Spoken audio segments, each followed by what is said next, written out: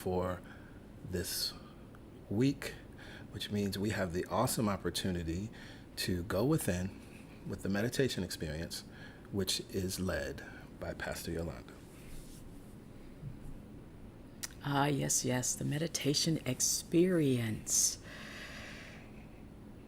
It is a beautiful opportunity to practice these teachings in a new way, to surrender to the knowing that is within you, to experience God for yourself. That's why we don't call it the meditation challenge or anything like that. It's an experience. It's an opportunity to know something and to feel it vibrantly alive within you. We always try to find, and I allow myself to be led, to the affirmative thought for the month. And given where we've been last month, and given the beautiful opening prayer, it is all in alignment with our allowing prosperity, our allowing our lives to be good, our allowing love into our lives. Whatever it is you feel that you're working towards, stop working, start allowing. And so this month, we get to practice. We get to practice something very important and powerful. Our affirmative thought for the month: I allow peace and prosperity to come to me. I allow peace and prosperity to come to me. You see, we've set the stage. We've created the foundation, and you continue that, affirming 100 times in the morning and in the evening. Once you do that, you are creating the container to allow the good, to allow the love, to allow the health, to allow the connection, to allow the right action. And so now what we get to do is experience the peace and the prosperity that we attract to ourselves. We are a magnet for peace. We are an example walking around the earth of peace and prosperity. But we forget that sometimes. So this month, we're going to experience relaxation in the body and magnetizing and allowing the peace and the prosperity to come to us. I remember my grandmother used to tell me, don't be out there flashing it around. You know how they do. Let it come to you. Let it come to you. So that's what we're going to do in the metaphysical sense, in the symbolic way. We're going to allow the peace. We're not going to fight it.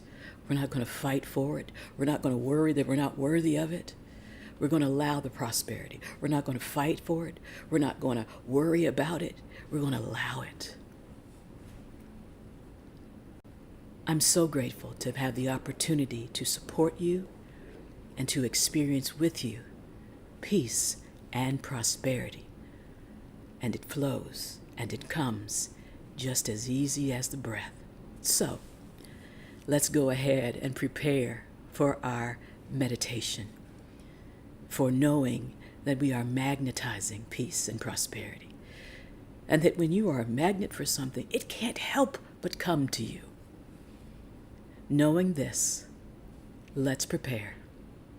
Find yourself in a comfortable posture, seated upright in a chair, on your sofa, but seated upright in a comfortable position with the palms on the tops of the thighs.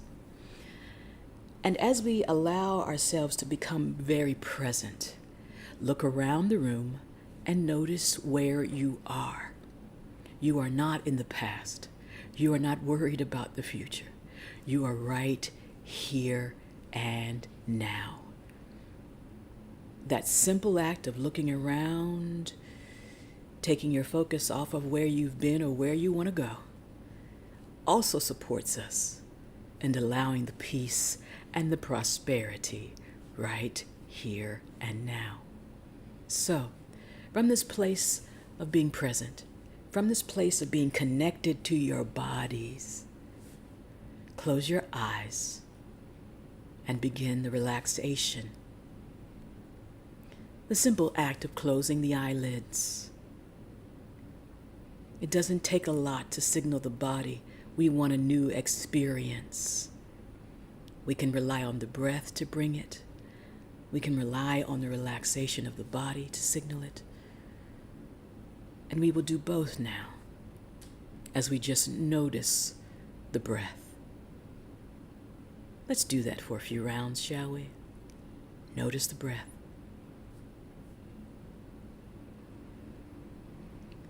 We don't even have to force the breath. The cycle of breathing, it comes to us and through us. And as we allow the breath, we allow the peace and the prosperity as well.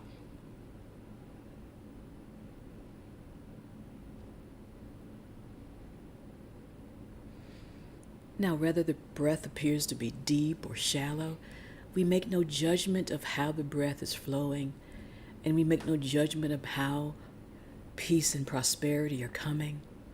We just relax and allow it.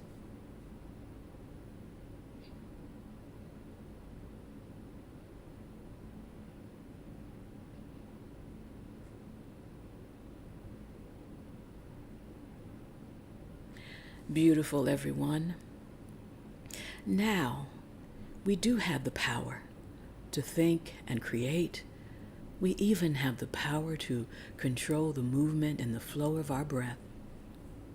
All power is given to us. So let's take that conscious control of the breath now and take your focus, your attention, your energy, and send the breath deep into the low belly.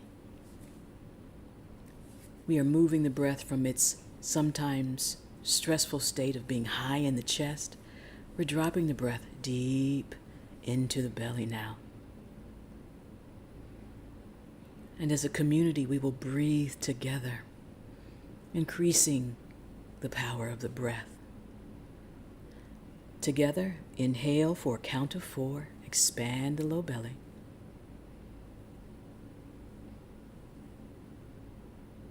Hold it there, count of 4.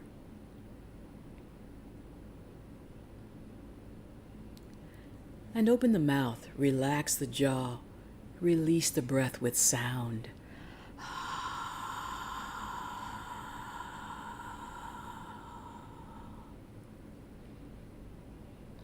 In through the low belly, dropping that breath deeper and lower than before. Expanding for a count of 4. Inhaling. Hold the breath for a count of 4.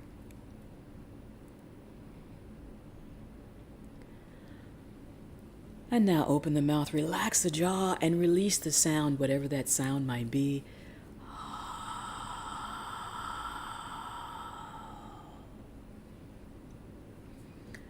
In through the low belly, and now bringing that breath up through the rib cage, expanding, inhaling,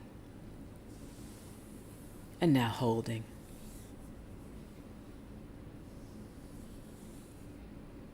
Open the mouth again and sigh it out. Any expectations, let them go.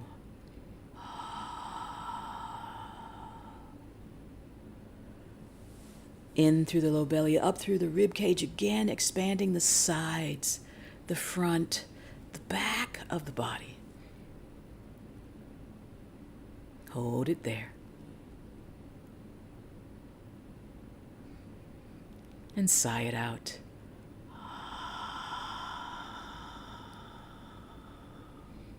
Emptying beyond where you think there's air. And filling up, making more room. Inhale. Low belly, mid breath, mid belly, and up through and to the heart. Hold it there.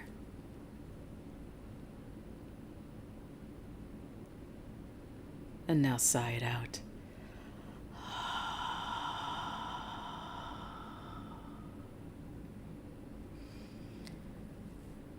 In through the low belly, up through the rib cage, and up to the heart. That altar to the divine that is within us. Hold it there.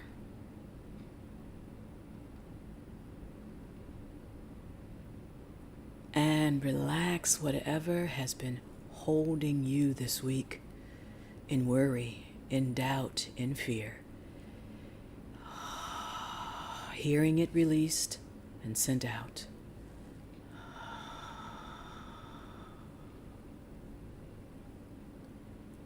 Let's do that again. Inhale.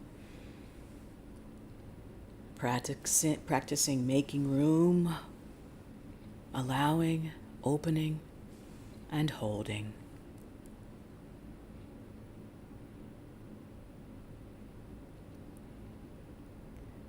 And give yourself permission to let it all go now.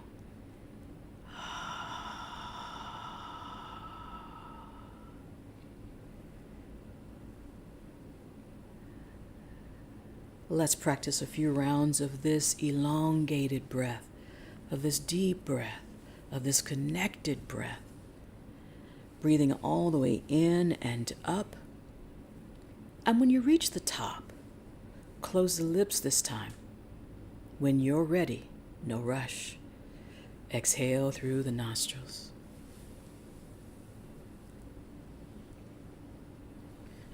For this will be our form of breath work. In and out through the nostrils,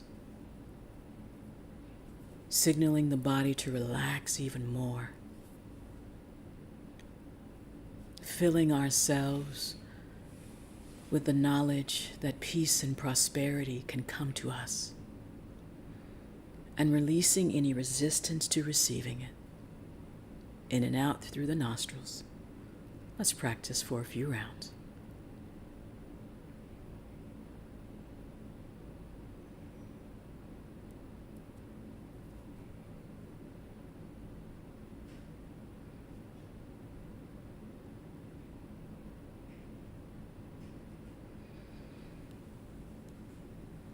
Last round of just noticing how good it feels to breathe. Noticing the process of breath as it enters the nostrils, circulates, and is released from the nostrils.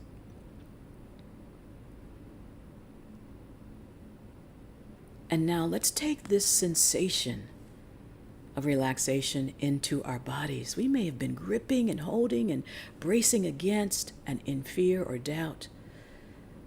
But now, in this moment, with this breath, send it into your feet.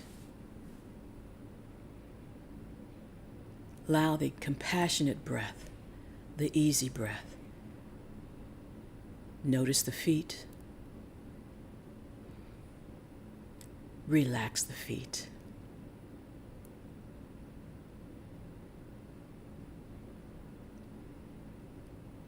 The feet are our connection to the earth and to that which is more powerful within the earth.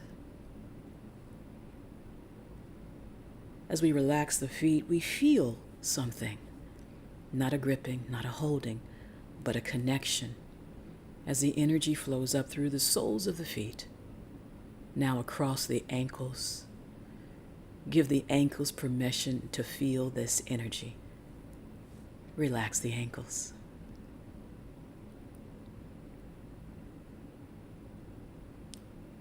Energy flows across the shins now and the calves.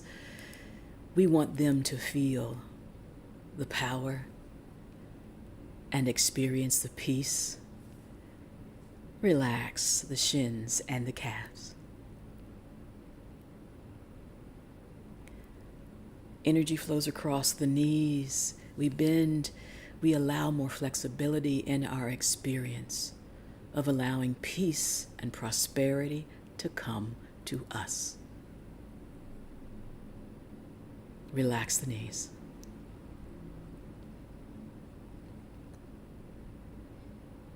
Energy flows across the thighs and the glutes and the hamstrings, these large muscles that work for us.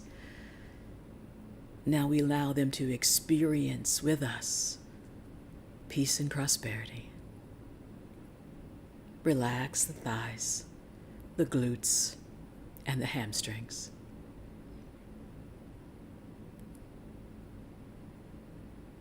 as we allow ourselves to be supported, as we allow the peace and the prosperity, we can surrender the lower half of our body right where we sit. Allow the energy at the base of the spine to gather and make its way up, activating our subtle body, our chakra system. Let it become invigorated. As the energy and the breath flow in, exhale and allow. In and up.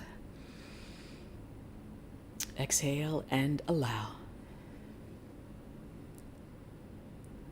In and up. Exhale and allow.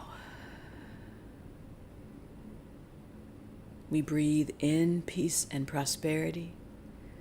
We exhale and we allow it to come to us. Nice, easy, full breaths in. Exhaling and allowing. As that energy is given permission to rise up and up and up and out the crown of our head. A beautiful beacon of light flowing unobstructed, signaling that we are open and receptive to more peace and prosperity. Allowing it now to flow back down through the crown, across the third eye, opening and balancing the throat, across the shoulders, they can relax, down the arms, out the fingertips. Allowing ourselves to be a completely open channel, we check in to see if we're blocking or holding or thinking about the best way for the peace to come or the prosperity to come. We just open.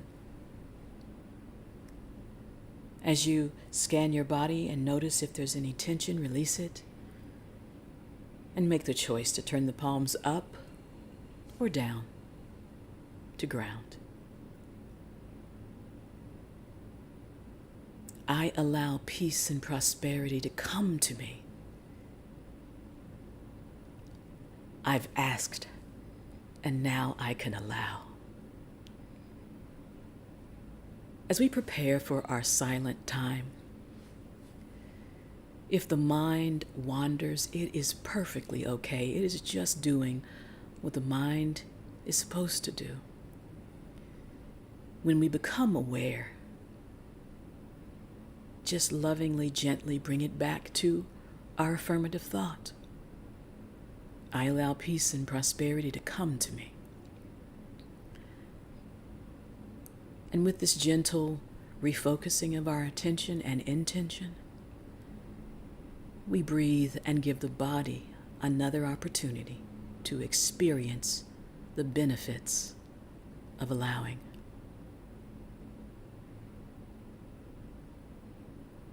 I will monitor the time.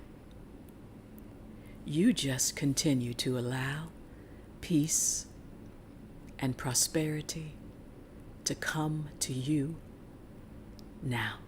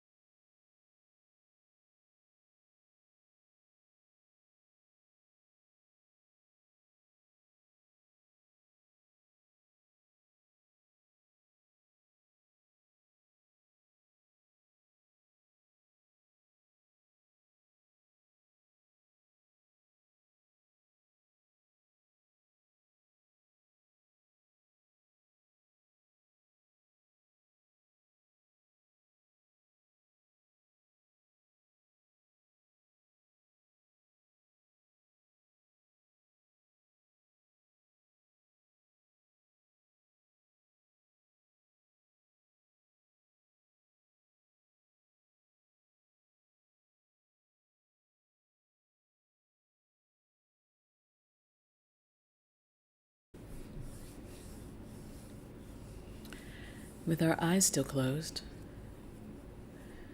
we make no rush to return and do. We just allow ourselves to be. With our eyes closed, we just continue to sink deeper and receive more. We continue to allow. As our eyes are closed, we internally bow with gratitude for the opportunity to receive more peace and prosperity.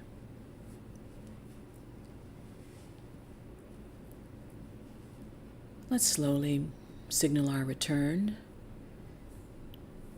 bringing the body back online. Maybe we wiggle the fingers or the toes, raise the heels. If the palms are turned up, turn them down.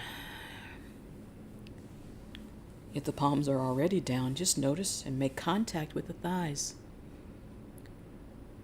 And together, inhale, drawing the shoulders up by the ears, sending the breath into the body.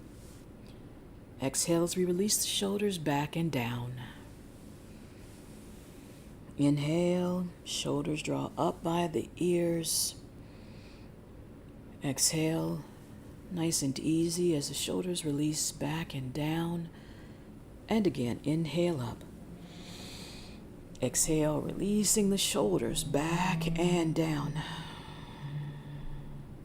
If sound comes, allow it. Bring the palms together at heart center, lightly touching the thumbs into the sternum.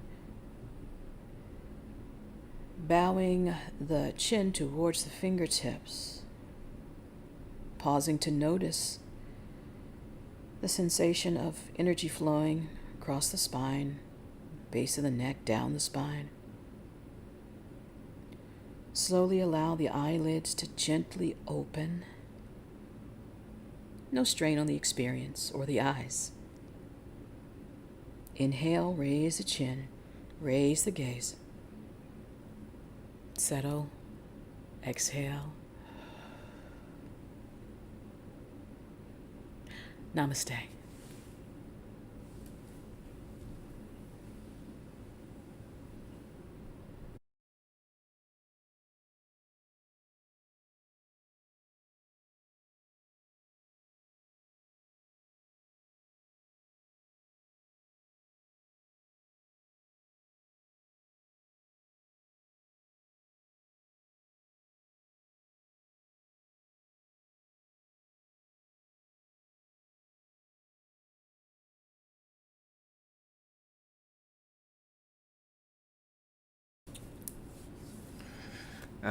Yes. Namaste.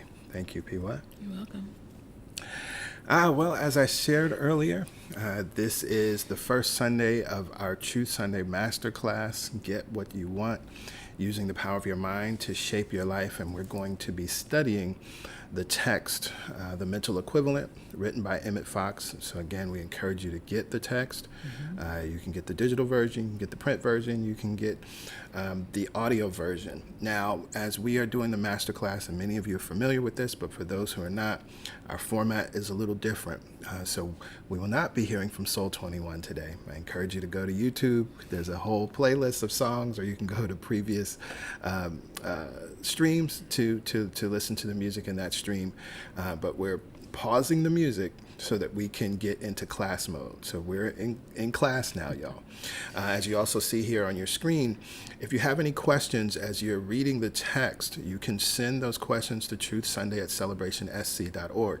And so what we will do each week is we will take one or more of those questions and dig into it, right? So what we're going to do today is start with the first chapter. Now, the mental equivalent is actually a pretty short read. It was really actually kind of more of a pamphlet. It's something that grew out of a talk or sermons that Emmett Fox gave, and then he kind of put it to paper. So what we're going to do is go through the text line by line, highlight some things, expound on some things, clear up some things, clean up some things. There may even be moments where we disagree with what he says, but we are clear that there's a principle that he's teaching that's very important, and this will really support you. So with that said, we're going to move through the text. If you have questions today, you can put them in the comments, and if we have time, we'll try to address some of those questions that we see in the comments. Yes, and right. The book is also available for free in many formats. If you just search on it, you can find a free copy of the text. Yeah. And we'll put that in the weekly email, so folks can grab that link as well, so you can actually check it out online. All right. Put my glasses on so we can get into... Right. And so one of the other things that I want to highlight, one of the things that you'll find me do, and I'm very intentional and deliberate about this, is I'm going to shift certain language. So sometimes God is referred to in the masculine. I'm going to shift that in real time as I'm reading. Sometimes, all people are referred to as mankind or as man. I'm going to shift that in real time.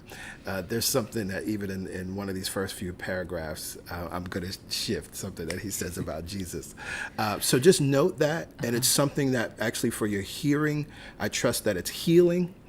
To hear this in a different way. This is one of the things that sometimes keeps us from reading some of the classic New Thought texts, because from our context, it's off-putting. I was going to say the exact same thing. It's off-putting. Right. And we want to heal or help you heal some of the things that have transpired in your reading or your being exposed to certain texts. The Masterclass is one of the things that we enjoy doing because we get to do line by line. We get to talk about it. We get to teach you critical analysis in the way that we approach the text. And so, let's dive in. All right. The mental equivalent. This booklet is the substance of 2 lectures delivered by Emmett Fox at Unity School of Christianity. We are all supremely interested in one subject. There is one thing that means more to us than all the other things in the world together, and that is our search for God and the understanding of God's nature. The aim of the metaphysical movement is to teach the practice of the presence of God. We practice the presence of God by seeing God everywhere in all tilings and in all people, despite any appearances to the contrary. As we look about the world with the eyes of the flesh, we see inharmony, fear, and all sorts of difficulties. But our elder brother Jesus Christ taught us saying, "Judge not according to appearance, but judge righteous judgment." So when we see the appearance of evil, we look through it to the truth that lies back of it. As soon as we see this truth and see it spiritually, the appearance changes because this is a mental world. Now, most people do not know this. They think this is a material world, and that is why humanity has so many problems. After 19 centuries of formal Christianity, the world is passing through desperate difficulties, but we know the truth. We do not judge by appearances. We know that we live in a mental world, and to know that is the key to life. All right, so I think there's some wonderful things here to discuss and talk about and give us something foundationally, right? Because again, when he writes about this idea of judging not according to our appearances, and we have to see it spiritually, that we actually live in a mental world, not a material world. And this is fundamental to understanding and embracing New Thought or embracing metaphysics. The idea that actually what we see in this world is the effect of something that happened in the unseen. And we all understand that when we talk about faith, right? Now, faith is the substance of things hoped for, the evidence of things not seen, right? And that text goes on to say, like, all things that came into being came from what was not seen.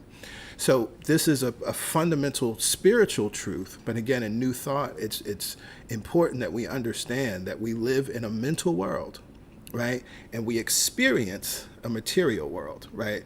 And because when we think that the world is material, see, the material world is finite and fixed, right? It can only, it's like I only have this amount of money. In the material world, this is what's in my bank account. This is what's in my other accounts or not in my other accounts. And so that's just what it is.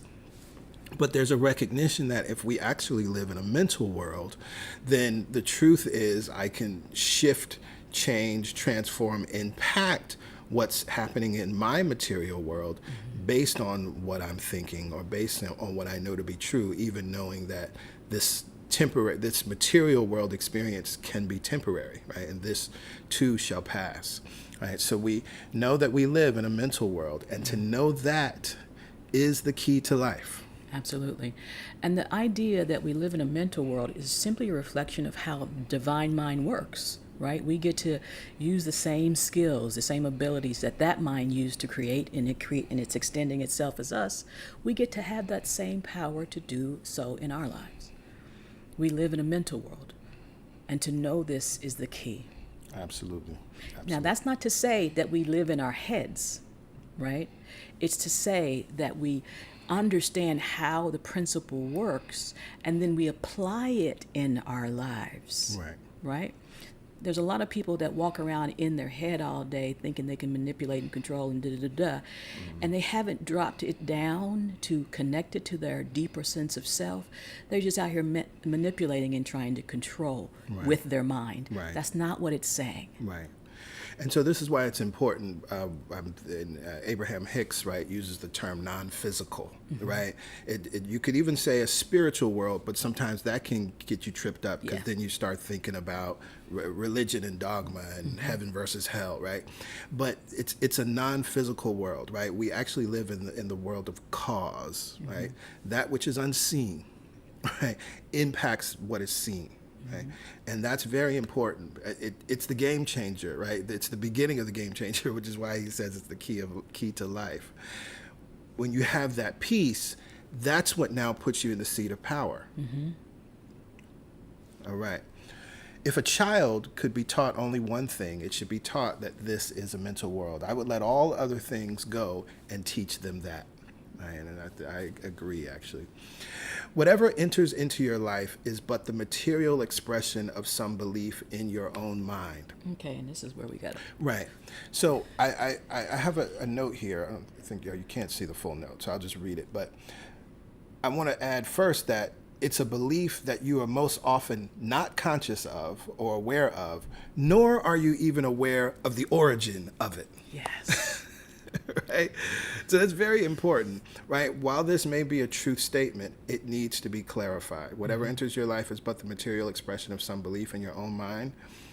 On the largest cosmic scale, that is true. But what we must understand, this is not the opportunity to go into shame or blame. And again, we are most likely not conscious of what that belief is, nor are we even aware of the origin of it. Right. For whatever reason we have the belief, wherever it came from, it's there, and the beautiful opportunity is not to beat ourselves up. Right? If you put your hand on a hot stove, you don't be like continually beating yourself up. Why was I should have. You just notice that there's something that's painful. You take your hand off, or you change your focus, or you love yourself to take care of what the bruise or the pain is. It's not a time. Right.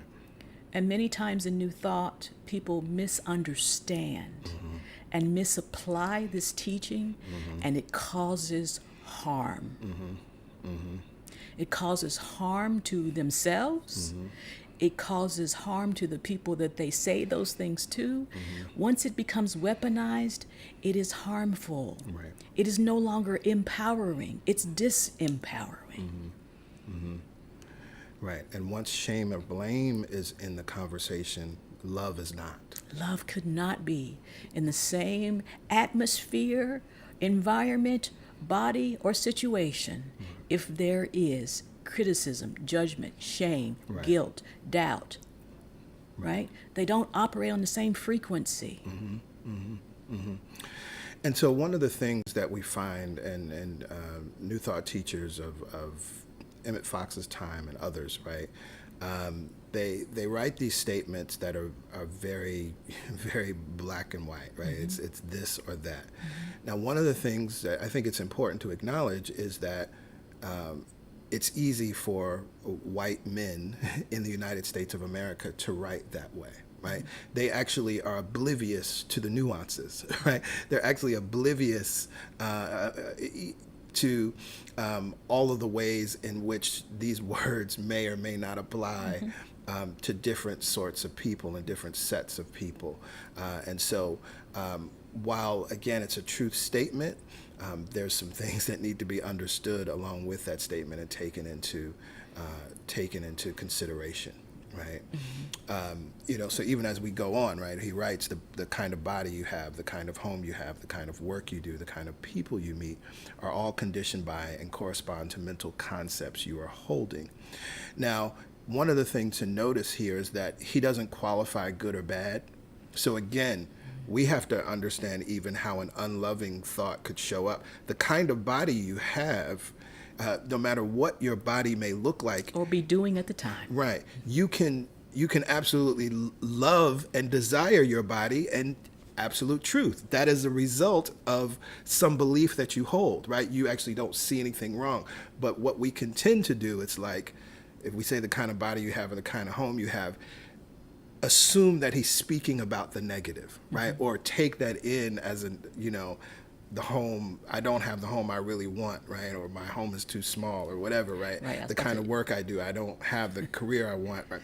The kind of people you meet, right? So this is not about good or bad, because it goes both ways. Right. It's just stating a fact. Mm-hmm.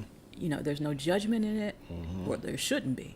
And if you notice yourself moving in that direction towards the judgment, there's a place, a sticky place, where some other unconscious belief is making you judge yourself or compare yourself. And so we don't want to do that. Right. It's not beneficial, as I like to say.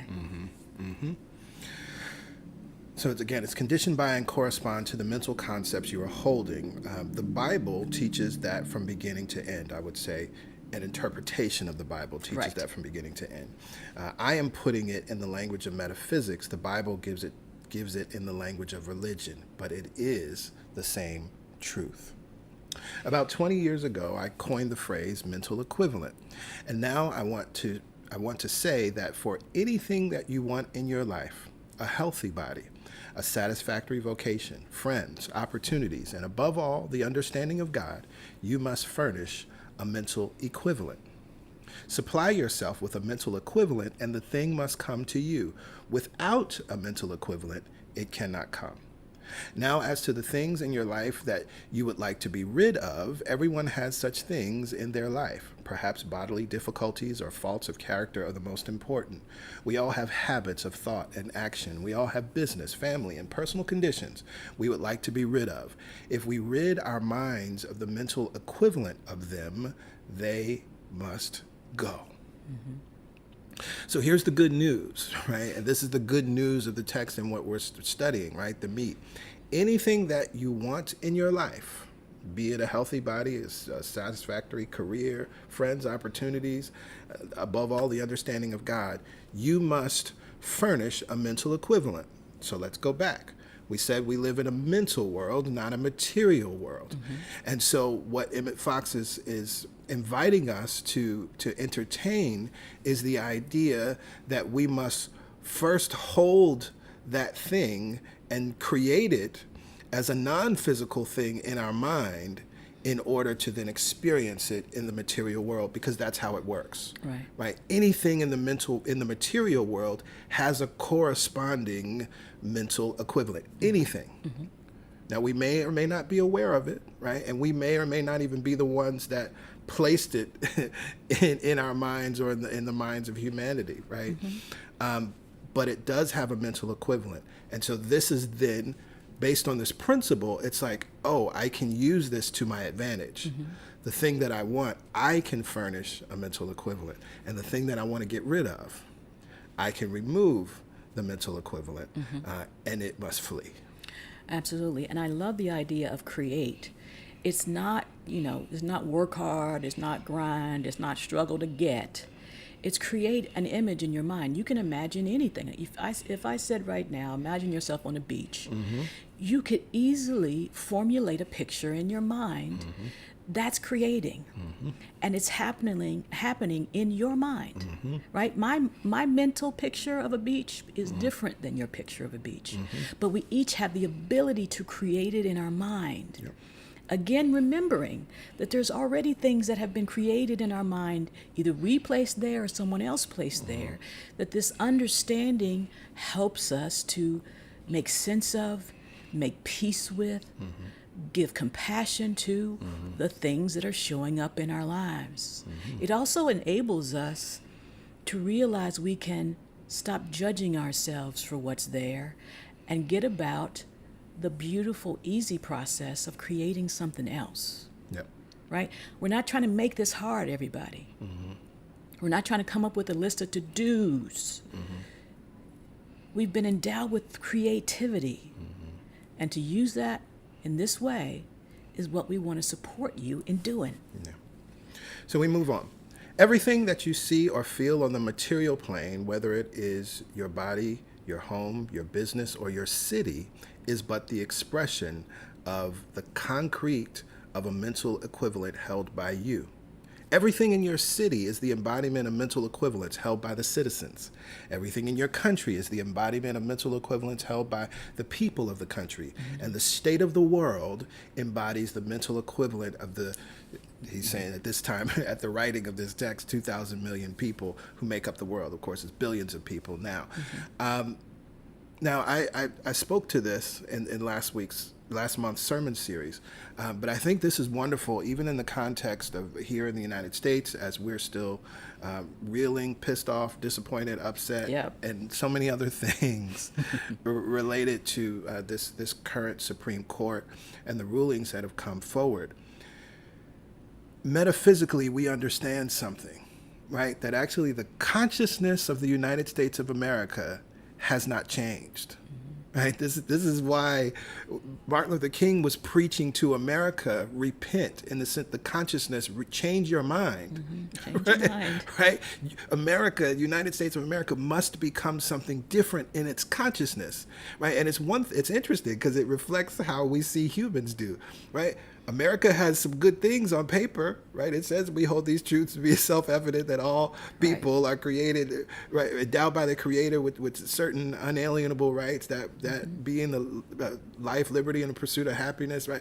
We got these wonderful documents, and people read them and feel the spirit, right? You get chills and goosebumps, right? And they are powerful documents and powerful ideas and ideals, but that's all in the material world, because in the mental world of the United States of America, it's still separation, it's still othering, it's still the roots of racism and the roots of enslavement, things that have not been changed, right? There has not been formal truth and reconciliation. We could go on and on and on.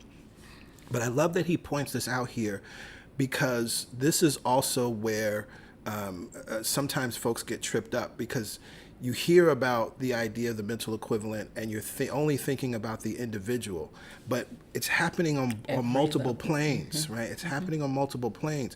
And that's why it's important to know that although as we read that whatever enters into your life is but the material expression of some belief in your own mind, many of those beliefs in your own mind are at the societal level, right, are at the state level, or at the global level, right? That we are born into a world that has already accepted certain things to be true that we never even had the opportunity to question, right? And then we began to operate, think from that place, right? And that we just had that mental equivalent, right? And it's so interesting when you think about even in families, right? You could look at the children in a family and look at what mental equivalents they were given along their lives, right? Sometimes some kids were affirmed, right, more than others, or maybe one kid had certain challenges, the other one was a star athlete. So they were given this mental equivalent of you can be anything and do anything and you're going to be a star. But did every child in that family, right? And so then we start to understand what these mental equivalents are all about. Absolutely. And you also recognize that just from the psychological aspect of development, that sometimes certain things were implanted in our subconscious mind, and then we made choices based on what we thought were happening, and then we also implanted that in our minds. Mm-hmm. The other thing that's interesting powerful. about this is the citizenry, the mental state and consciousness of the citizenry. Mm-hmm. Have you noticed that there are certain pockets of people and their thinking in our country? Mm-hmm. Right? You look at that map, right? And those people that are in alignment with those kinds of ideas tend to congregate together, right? And unfortunately, it makes it challenging for the rest of us who believe something different. But the beauty of reading this text is you realize that it is happening, not just in my life experiences. So I don't have to beat myself up, but it is happening at the micro, macro. It's just happening. The thing is, what do I choose to do about my experience? Exactly. My experience, Right. given what the world that I operate in. Right. The truth has not changed. It's how do I apply it in my life? Exactly. Because that's where we have influence. The only place we have influence, actually. Right. That's the deal. Because if we were waiting on student loan forgiveness before we forgive ourselves, like we're just waiting for these things out there to happen. And then we get pissed off when it doesn't happen out there. Instead of stepping back and realizing, what is it I really wanted that this symbolized? Was I really wanting the freedom to live my life? Was I really waiting on someone else to tell me it's okay to be, do, or have? Right. Yeah. What about war? This is the physical expression of a mental equivalent held by the human race. The human race has believed in the bogey of fear. It has believed that you can enrich yourself by taking something belonging to someone else. It has believed in death. It has believed in lack. It has believed that aggression pays and that helping yourself to other people's things is a good policy. We have all believed this in some degree. The natural result of this has been to precipitate in the outer a picture of war, death, suffering, and so on, because humanity has held the mental equivalent of war. The war came. And he's talking in this context of humanity, but again, I want to bring this back to the context of the United States because it's right here. And we think about, right, how the United States has operated in the world, as Dr. Martin Luther King calls it, the greatest purveyor of violence on the planet. Still true. And then what I've always found interesting, right, the hypocrisy of how we teach children and how we're taught to interact with each other and what you should or should not do, and don't take people's things. And you can't just, we're taught that bullies are not nice people, that it's not a good thing to be a bully, to take someone's lunch money or to take some things, right? We get all of these lessons and all of these principles, but then what are we seeing on the societal or state level, right? We actually see countries, or in this case, the United States of America, doing the very things that we're told, aren't good. And they aren't good. Right. And we see the result of them not being good. Right. The other thing that's great here, and we get this question often in prosperity classes, because we recognize that capitalism has had its benefits, but of course, it has been incredibly problematic, right?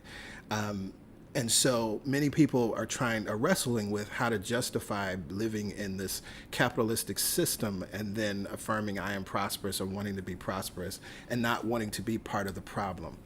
And one of the things that I always say is that if you really look at it, right, the ill effects of prosperity are rooted in lack.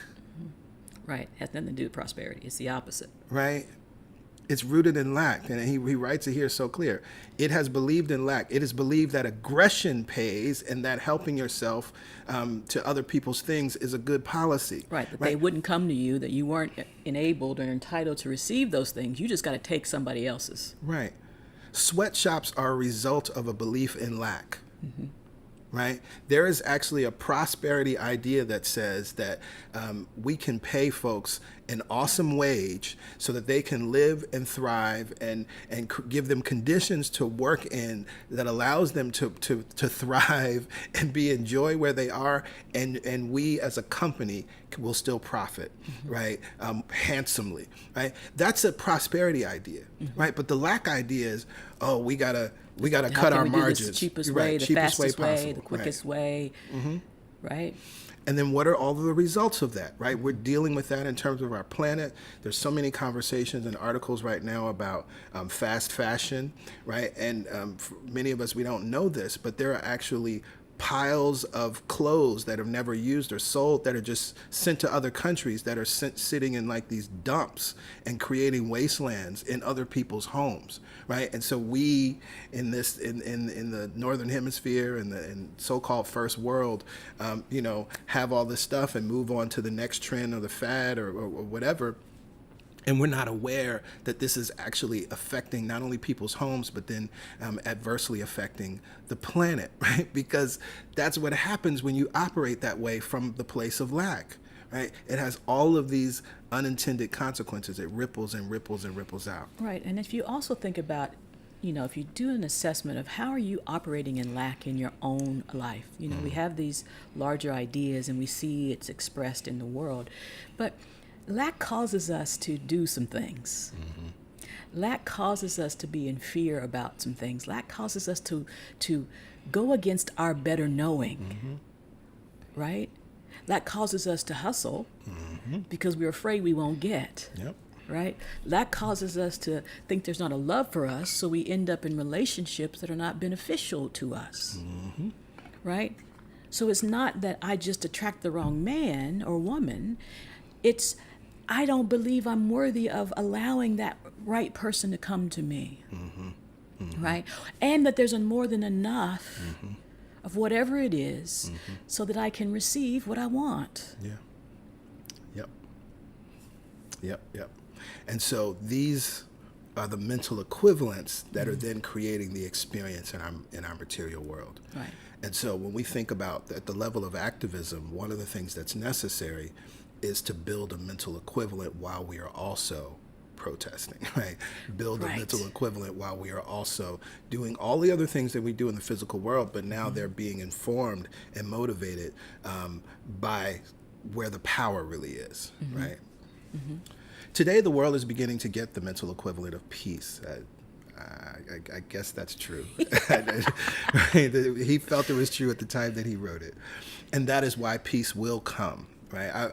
I would say that at this point in time, there are people that are getting the mental equivalent of peace. And the more that join into this, eventually it will be the majority. Right. And that will be the dominant thought. A new world will come. The new world will be worth living in. And the great new world that is going to come a little later on, and it will come sooner than some people think, there will be peace, harmony, and understanding between humanity. Right. Sometimes in order for the mental equivalent of peace to come, you got to recognize and be honest that you're not in peace. Not in your life, not in your world, and then set about the business of creating the equivalent, the mental equivalent.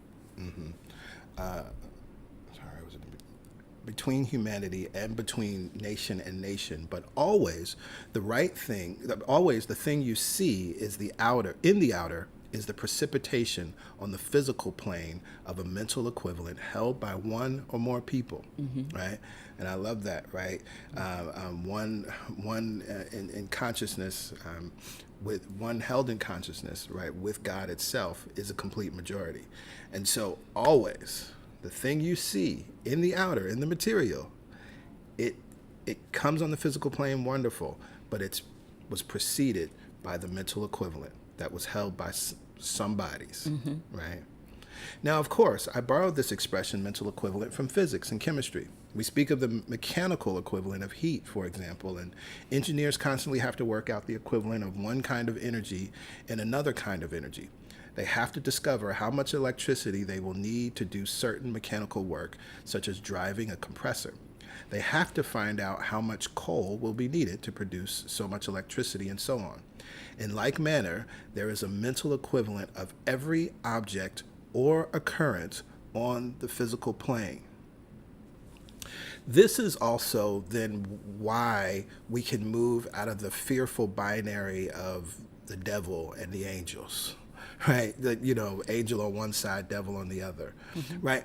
All that is ever happening in the world, even that which we see that we would call evil, right? And things that people have attributed to a demon or devil or some entity, right? In like manner, there is a mental equivalent of every object or occurrence on the physical plane. And so if it's simply a mental equivalent and we recognize that we have the power individually and collectively to shift or get rid of the mental equivalent, then it can't be some powerful entity that has the power to, impact our lives and change us, right? It's simply that the expressions of evil that we see on the planet, which are real, right? They've materialized, but we understand that there's a mental equivalent behind it, not a devil, right? Not a demon, not some archangel, right? Or any of those things. That's not what it is. That's not what it is. So we move away from the superstition or the fear behind that many religions and theology has indoctrinated us with to control us, and take back the control and understand what's really happening. And that's something we've always wanted to make sure that you understand. You shouldn't fear God. You should understand the power that is God and that it's at your disposal. The secret of successful living is to build up the mental equivalent that you want and to get rid of, to expunge the mental equivalent that you do not want. That sounds familiar, right? Of course, you've heard us say it. You've heard Abraham Hicks say it.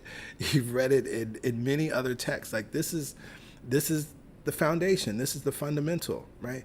And so that building up is the focusing of your attention, right? And so by affirming I am prosperous 100 times in the morning and in the evening, that's what you're doing. You're building up the mental equivalent of that which you want. And then you're also getting rid of and expunging the mental equivalent of that of what you do not want. Right. You're getting rid of it by focusing on what you want. Okay, we go on. So suppose you have rheumatism. I have friends in London who have it all the time. In fact, rheumatism used to be called the national British disease. Some people there have it beginning in October and lasting until March. Others only have it until Christmas. Others do not get it before Christmas and then have to have it until February. Of two men living in the same town, doing the same work, eating the same food, drinking the same water, why does one have to have rheumatism from October until February and the other does not have it at all or has it at a different time? Why? Because they have furnished the mental equivalent for what they get. Again, I want to say this, that it may be knowingly or unknowingly, right? This is not that they consciously furnish the mental equivalent. They could have accepted it or just like, oh, right, this is what it is. Right? And so he goes on, I'll just finish this paragraph because we can talk about the principle. Why is a quarrelsome person also in trouble? He makes New York too hot to hold him, so he goes to Chicago. He thinks he will like it in Chicago, but pretty soon he has enemies in Chicago. So he goes down to Kansas City. He has heard there are nice people there, but soon he is in trouble again. Why? He has what we call a quarrelsome disposition. He has the mental equivalent of strife. So the principle is there in both ways, right? And so we could be triggered because he's talking about illness. In the second example, he's not talking about illness. So this has nothing to do with whether you should or should not be sick. That's not what this is about. Right. Because what's interesting, first, let's just take the first example, right? When we think about something as simple as having a cold, right? Some people, they get a cold and they take, I don't know, Theraflu or something, right? And then, that works for them. It eases my symptoms, knocks me out, and I wake up the next couple of days and I feel good, right? Other people, they're like, yeah, I can't take Theraflu because, the last time I took it, I was throwing up the whole time, right? Like we recognize that we can all have a similar experience, right? Having a cold, but then there's all of these different experiences around how a certain remedy may or may not work for us, why some remedies just work for people right away.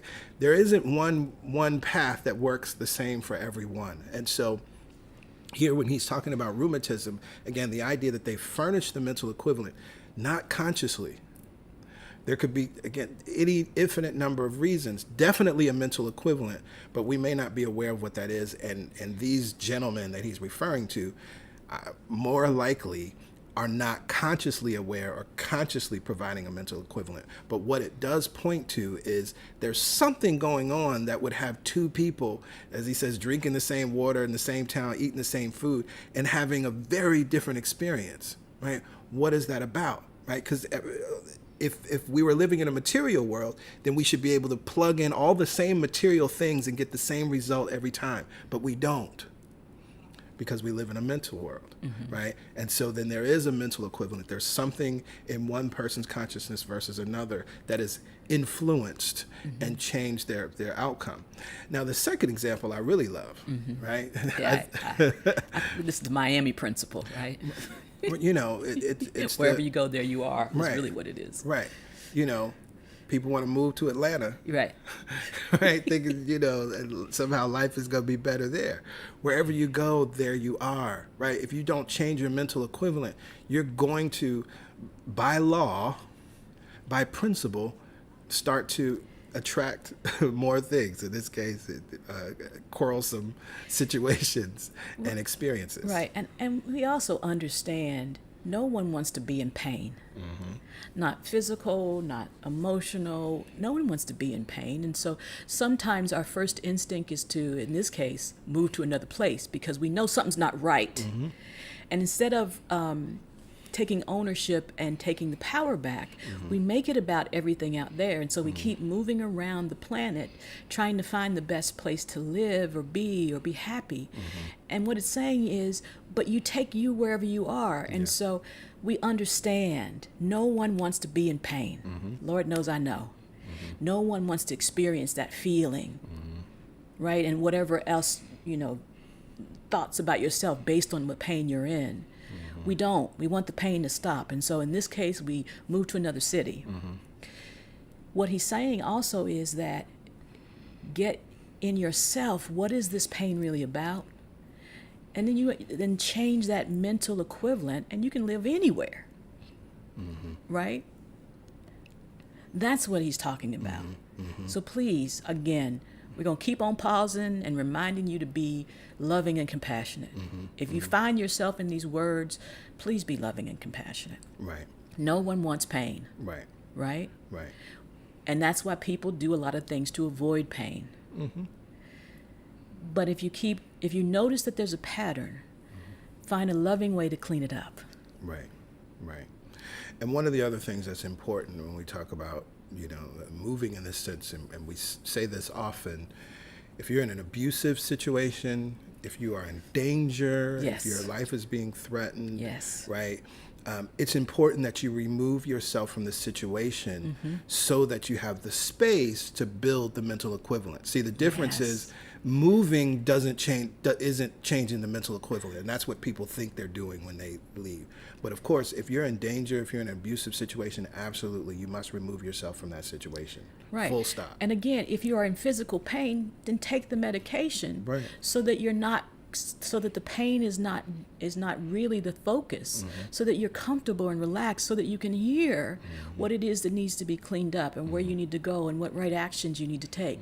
So again, if that's what's happening, whether it's abuse, right, or whether it's physical pain, do what is necessary to eliminate the pain and set yourself up in a position where you can do something about making the mental change. Yep, absolutely. There is another man, and wherever he goes, there is peace. If there is a quarrelsome family and he visits them, there is peace while he is there. He has the mental equivalent of peace and true divine love. And that's absolutely true. I'm sure many of you have experienced that. So the key to life is to build in the mental equivalence of what you want and expunge the equivalence of what you do not want. How do you do it? You build in the mental equivalent by thinking quietly, constantly, and persistently. I love these words. I don't know why I didn't highlight them. I'm going to highlight them now. These are good words. These are good words. Thinking quietly, constantly, and persistently of the kind of thing you want, and by thinking that has two qualities: clearness or definiteness and interest. There's that word definiteness. Y'all know that word. We've talked about how this is one of those words that shows up over and over again in New Thought texts, and it's a reason why. If you want to build anything into your life, if you want to bring health, right activity, your true place, inspiration, if you want to bring right companionship, and above all, if you want want understanding of God, form a mental equivalent of the thing which you want by thinking about it a great deal, by thinking clearly and with interest. Remember, clarity and interest, those are the two poles.